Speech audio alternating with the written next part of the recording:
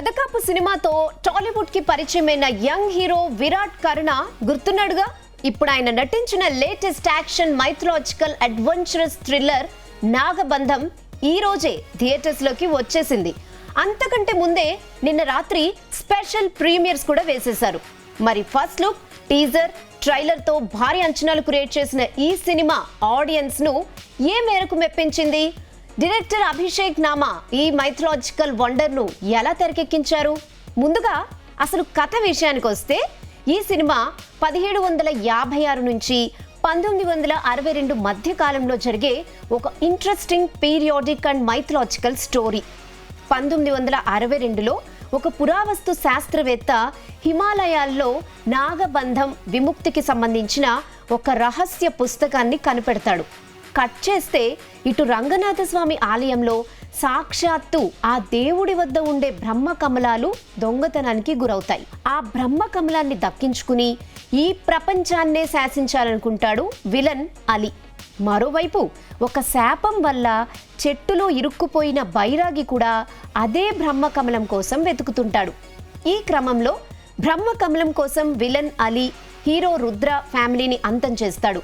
మరి ఆ ఊహించని విషాదం నుండి హీరో రుద్ర ఎలా కోలుకున్నాడు? ఆ బ్రహ్మకమలం దుష్టుల చేతికి చిక్కకుండా ఎలా దాన్ని కాపాడాడు?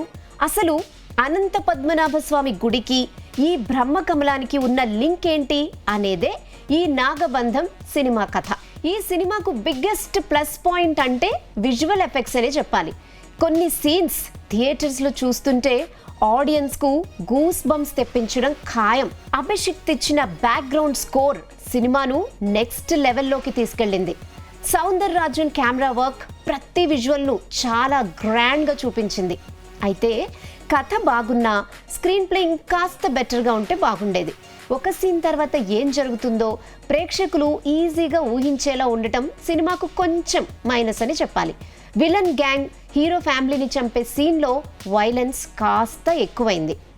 కానీ ఈ మధ్యకాలంలో ప్రేక్షకులు సనాతన ధర్మం, మైథలాజీ సినిమాలను బాగా ఆదరిస్తున్నారు కాబట్టి ఆ కనెక్టివిటీ ఈ సినిమాకు బాగా ప్లస్ అయ్యే ఛాన్స్ ఉంది. ఇక నటీనటుల విషయానికి వస్తే హీరో విరాట్ కర్ణ తన రెండో సినిమాకి చాలా మెచ్యూర్డ్ పర్ఫార్మెన్స్ ఇచ్చాడని చెప్పాలి. అటు నార్మల్ కుర్రాడిగా, ఇటు సాధువుగా యాక్షన్ సీన్స్లో అద్దరగొట్టేశాడు. హీరోయిన్ నభా నటేష్కు చాలా రోజుల తర్వాత నటనకు స్కోప్ ఉన్న మంచి క్యారెక్టర్ దొరికింది. ఆమె కూడా మెప్పించింది. ఇక ఆర్కియాలజిస్ట్గా జగపతి బాబు, బైరాగిగా గరుడరామ్, విలన్గా రిషబ్ సహానీ తమ పాత్రలకు పూర్తిగా న్యాయం చేశారు. మురళీ శర్మ, అనసూయ, ఐశ్వర్య మీనన్ తమ పరిధి మేరకు బాగా నటించారు. ఇక చివరిగా చెప్పాలంటే ఫస్ట్ పార్ట్ ఎండింగ్లో పార్ట్ 2 ఉంటుందని హింట్ ఇస్తూ ఎండ్ కార్డ్ వేశారు మేకర్స్.